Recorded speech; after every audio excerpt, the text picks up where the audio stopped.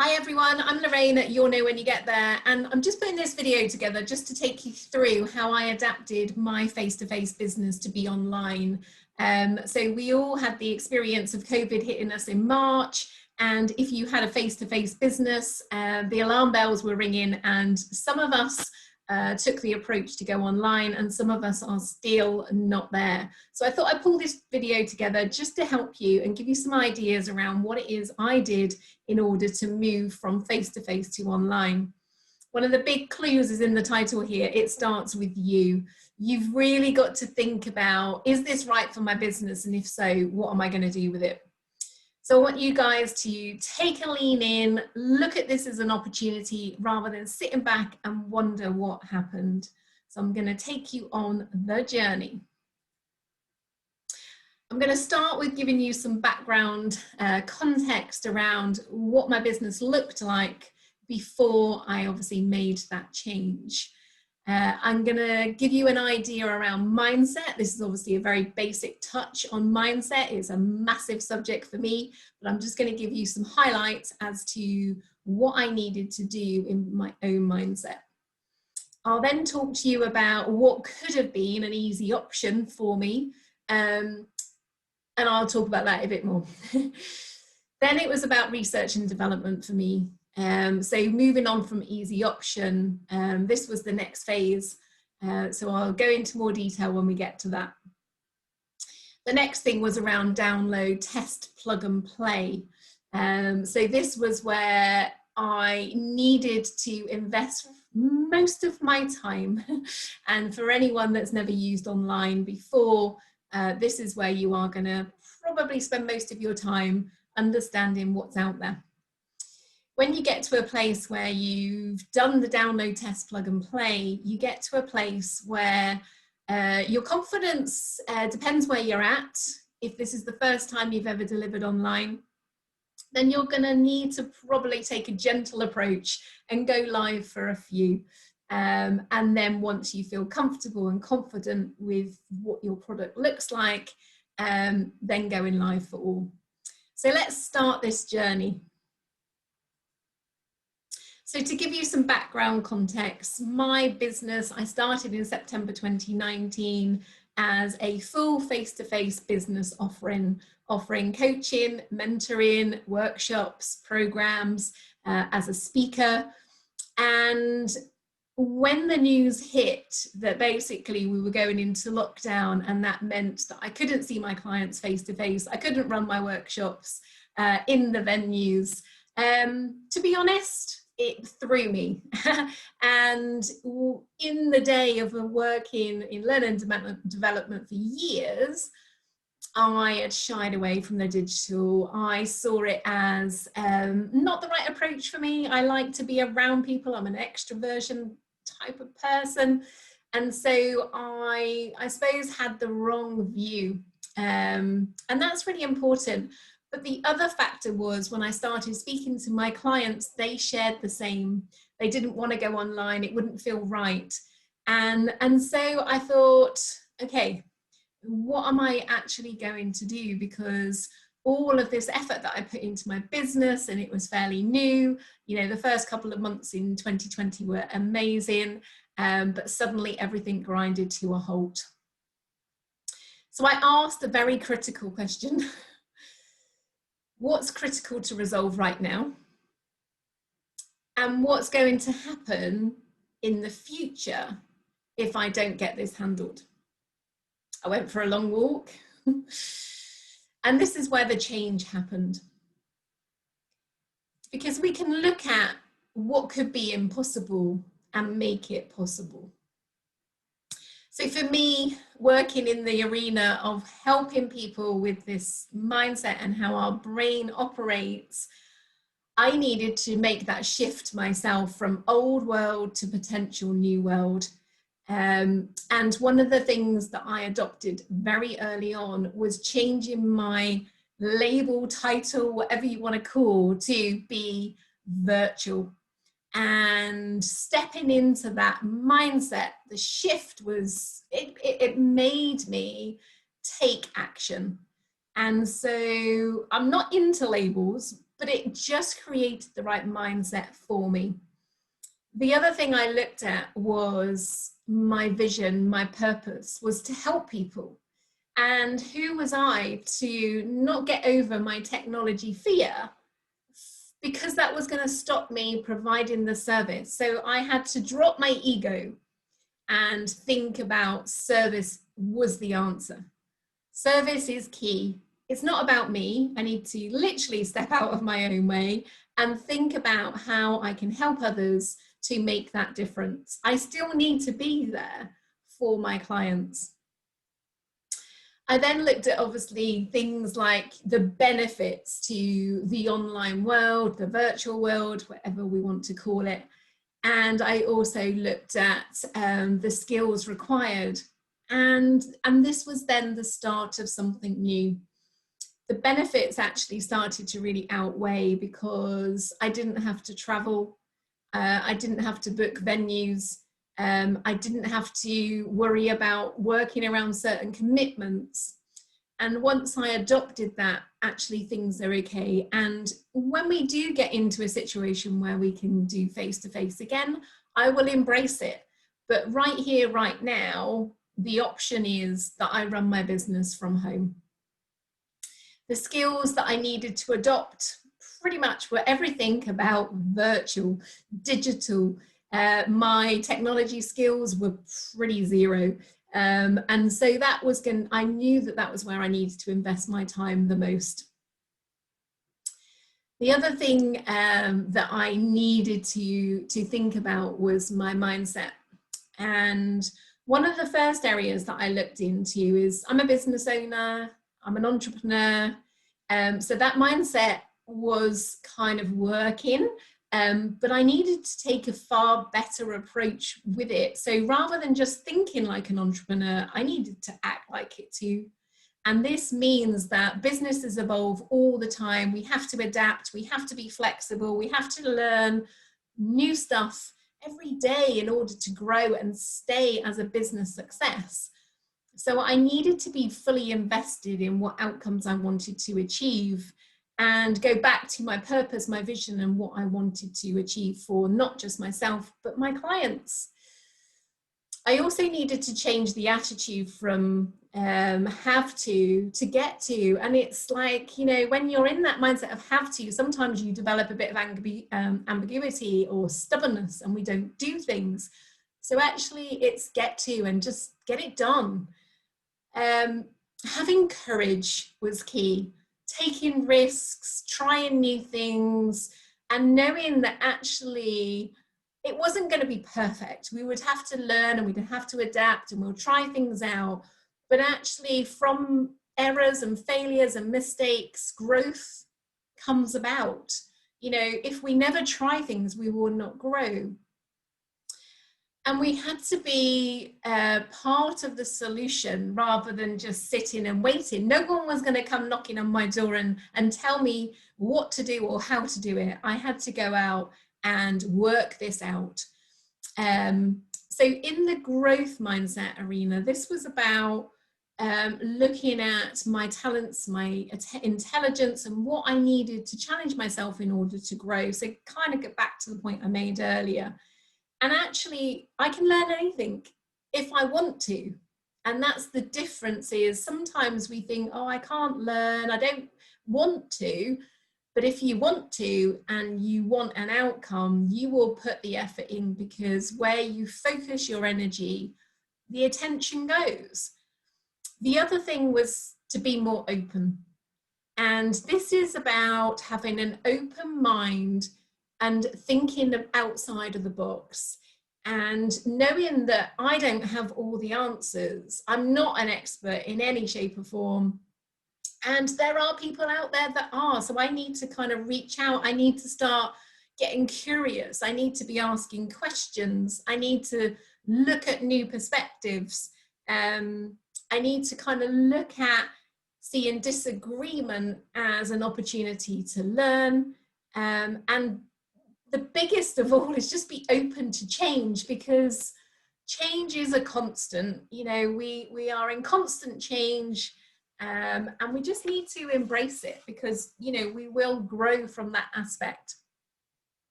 The other thing was, for me, the easy option would have been to just look in my toolkit, and there's 29 courses that I run on a face-to-face business for clients, for organizations, that I could quite easily just put up a PowerPoint and run it. But was that the right vision for me as a business? Because, you know, some of those workshops, although they're still relevant and they're great, did it fit into my overall business model? So sometimes this is when we just need to push pause a little bit and really think about our purpose, our vision, whatever you want to call that, and then the mission, and then, you know, how do we go about things? So it wasn't the right option for me, and that kind of made me really think about what is it that my clients will need in this new potential future. You know, this could have worked and it would have been a lot easier, but like I said, it didn't sit right with me.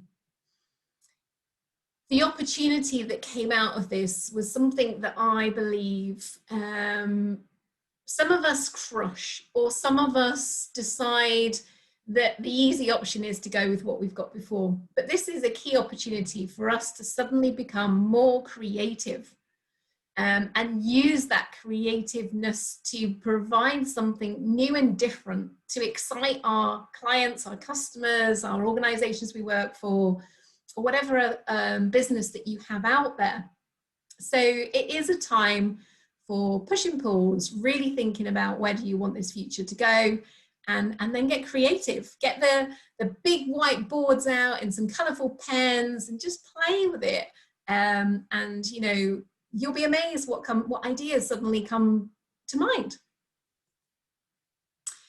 So this is where I spent most of my time, on Google, asking Siri, the good old tools that are out there, and speaking to people that were already in the technology world, reaching out to my contacts that maybe I haven't spoken to for years, but actually this reconnected us, and, you know, they have helped me to really get to grips with how you can operate a business online.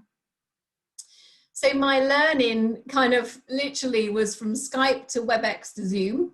And this was the video conferencing platforms. Which one works? Which one comes across better? Which one's got better functionality? Which one performs better? I then looked at graphic design tools to social media, and really looking at being able to do some of this stuff myself, because we all have a budget. We can't afford to outsource all of our work, but what is out there? So I then moved into photography, animations, and video editing. And again, there are lots of free tools out there that you can play around with. Some of them have limits and some of them put watermarks on, but generally just having a play with these tools and finding what fits you as a business is the start. I then needed to look at my website and LMS systems, so learning management systems, or platforms where people could go online to reach the platforms that I want to teach on. And then looking at working space. Now, working from home, none of us have, you know, just got an office that just works. So having to adapt to making sure that you've got space to be able to deliver what you need to, from the lighting, the camera, the sound, and then just taking action. So there was a lot that went into this research and development, and it also meant for me that I needed to do some online training. So I reached out and I did a course, which was basically 40 days solid of learning about creating transformations online. And that was mind-blowing. I learned so much, and I'm so thankful for that course kind of landing in my inbox when I needed it the most. Some of the other things, this was my journey around the virtual world and downloading. So a little bit like our brain, sometimes it needs a reboot. I needed to literally reboot my system and put all of that technology in, so that I could be a virtual coach or a virtual speaker, etc. Some of the considerations that I needed to really think about is, I go back to this learn on the fly and make mistakes. You know, yes, you'll break the system. Yes, you'll crash it. Things will go wrong. But do you know what? It was the biggest lesson of my life. And I do not have the fear I used to have, because when you're dealing with it every day for so long, you realize that actually we're all in the same place and we're all going to have technology issues. You know, when I used to work in the big corporate world with, you know, millions of pounds spent on technology, it still go wrong. We're working from home, and so people understand that. But these are some of the factors that I needed to feel more confident and competent in order to go back, you know, back to my clients to say, I'm ready. So connectivity, you know, we need Wi-Fi and we need good bandwidth. If you've got lots of people in your house and you're using video and you're using all different technologies, whether it's your iPad, your phone, if you're running anything by a live webinar or, you know, even having just a Zoom call with somebody, really think about closing down some of that application so you haven't got too much trying to take up the space on that network. So that interference, you know, the quality comes in the preparation. So really think about, do I really need my iPhone, my iPad, whoever's working in the other room, you know, a child on Netflix or whatever it is? If you're doing something really important, just manage that expectation and manage what's going on around you. From a computer perspective, actually, some people have literally set up all of their videos just on their iPhone or on a device. So you don't need to have a PC or a laptop in order to do things like your editing and stuff. It's probably advisable, but you don't need it to just get up and go. You just need a form of camera. There's been lots of people doing live videos via live streams on Instagram and Facebook and LinkedIn, etc. So you can still operate that way. Think about your microphone. This is one of the ones I've played with quite a lot. I've actually got a pretty good laptop that's got a built-in microphone, which works pretty well. I decided to invest in another microphone, but it's just not playing right now. So I will deal with that another time.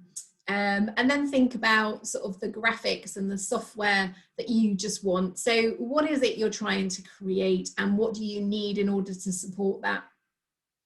Lighting is quite key as well. So think about, you know, when the sun's out and when it clouds, you know, that's going to have an impact on the lighting. You know, buy in lighting, but if you don't have that budget, just go and get some lamps from around your house.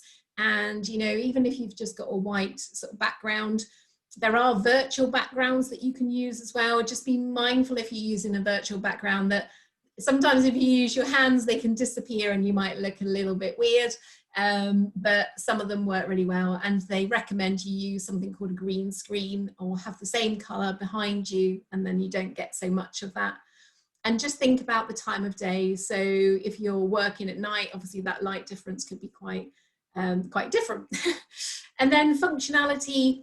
So do you need to run webinars, i.e. webinars, pretty much you don't have people in the call with you as a live sort of audience, or do you want to have people in the room with you? So most of the things that I do, I want interaction. So I've got people on that Zoom platform, you know, and I can talk and I can see them. So from an extroversion point of view, that really helps me.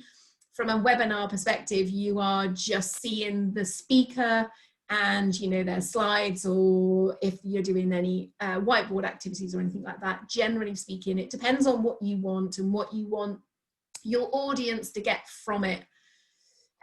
You've also got things like video editing. So once you've done any kind of session, if you recorded it, the functionality in most of the software will save a recording, and then you can then put that into whatever format you want. So I generally have a video editing tool called Filmora 9, and I then transfer it into a YouTube so that the size of the file isn't quite so significant. If I'm sending out, I can just send the link out.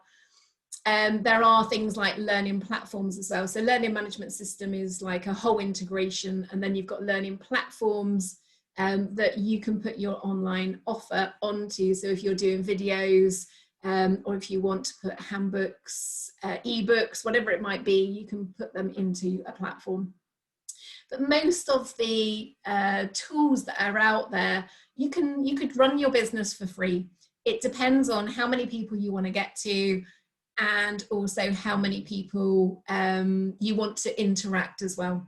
So, you know, I have upgraded to the non-free options because the free options were not working for me from a business perspective. But I did in the early days because I used all the free stuff at the beginning to play around with which platforms are going to be working the best for me and for my business. So there's quite a bit to consider there, but it's just one of those journeys. I think one of the biggest things for me is showcasing the human behind the camera. And this is probably one of the things that some people fear the most. But do you know what? There's been huge reports out where people that were really shy actually have showed up and are just getting used to this, and it's really helping build their confidence. And so, you know, it's just embrace it. You know, I work with a lot of clients that struggle to even look in the mirror. So this could be a huge stepping stone for some people. But the more you do it, and the fact of, you know, don't look at yourself and just look at the camera, and know that you are providing your service to your client. So it is that, you know, just kind of be you and get out of your own way sometimes, drop the ego and think about the result that your client will get. The more you can look at the camera, the more it will look like you're talking to the individual, the audience, rather than you kind of looking away. And also sort of positioning yourself. So some people, I've got a riser, which will lift me up if I want to stand up. I'm sat down right now, but you know, think about movement and think about how you want to kind of show up, because I think the more rigid you are, sometimes it can, you know, people just need a bit of energy sometimes. So if you're not particularly animated, it's probably just step it up a little bit, but don't overdo it. But show some energy. You know, you've got to keep your audience engaged and just be natural. The first few times you do it, it is going to feel weird, but after a bit of time, it becomes more natural and it's actually okay. Have things like water around you, because you will get dry mouth, and you know, you might start coughing or having a croaky voice, because again, you know, this isn't a natural environment for us. We're normally around and being able to move around and probably have a drink in front of us. But again, don't worry about the impression, because we are all in this situation right now. As well, some of the things that other people have been put off with is, what if the doorbell rings? Or what if somebody makes a loud noise outside? Or, you know, you can only manage what you can manage, and it's about managing expectations. So if you're running something, you just make people aware at the start that, you know, you've got work being done outside, you're expecting a parcel, you might have a phone call coming in. So manage the expectation and people will be okay with it. It's when you don't manage the expectation. But you know, there are stories out there about lockdown and what's been happening out there. When I had a virtual background on, I had a moment where my cat almost just kind of came through the screen, and it created a bit of laughter. So we're all human at the end of the day. So show the human, and that is really key. And think about sound as well. So if you were to pitch your voice just in one tone, and you didn't change the volume and all those kind of things, then people may get a bit sleepy. So think about how you're pitching that. And again, what do you want your audience to gain? So that's a key one. That's really important. And then it's about, I didn't want to just go out with a big bam wham. I wanted to make sure that what I was doing was delivering the right message for my clients and my customers. So I offered free sessions to almost just play around with the technology and feel that if anything did go wrong, it was kind of free, and they were my test people, and they could give me feedback. You know, Lorraine, I liked that. Lorraine, I didn't like that. This worked, this didn't. I started with one person and built that to 10, and now obviously that's grown past that. I've asked for feedback along the journey, and I've had to make changes, adjustments. I've had to fine tune and adjust along the way. You know, we had a big outage of Zoom at one point, and you know, sometimes Zoom isn't the right platform, you know, but there's always something out there that you can use. If suddenly these platforms go down and you're connected through another social media channel, you could probably run it from there if it's a one-to-one, or there are other options. I did a few live streams as well. I wanted to test out the compatibility between running Zoom to YouTube, Zoom to Facebook, so I could reach a bigger audience, to kind of say, hey, Lorraine, I'm out here and I'm doing this virtual world. And yeah, it's just practice, and practice, and know that it's okay, and breathe. It's important that you look after yourself. One of the things that probably I would add is about understanding energy is a little bit different when you're working virtually. So don't run back-to-back meetings like you probably would do in a face-to-face world. Space them out so you can get up and walk around and get some water, get some exercise, get some fresh air, get outside, because otherwise you may notice that you start to feel more tired, can't concentrate, or you'll start getting headaches and things like that. So after I did the little play around and broke the systems, it was then time to kind of push live for everyone. And, you know, this is where I will just keep evolving some of the things that I started, I've finished, and I'm doing new stuff now, and I'm building, and it will continue to evolve. And, you know, it's just knowing that it's okay to put something out and initially people don't like it or people don't want it. You only learn from putting stuff out there and giving it a go and getting feedback. You know, even to use people within your contacts that feel they would give you really good feedback or advice. It's good to always start with those. Keep being curious and keep growing. And know that we are all facing a similar situation right now. So I'll just leave this up to you to kind of digest and take in the information that I've delivered. I've probably covered quite a lot of ground. I haven't gone into any particular depth, but what questions do you have on your mind? And is there anything else that would really, really be helpful?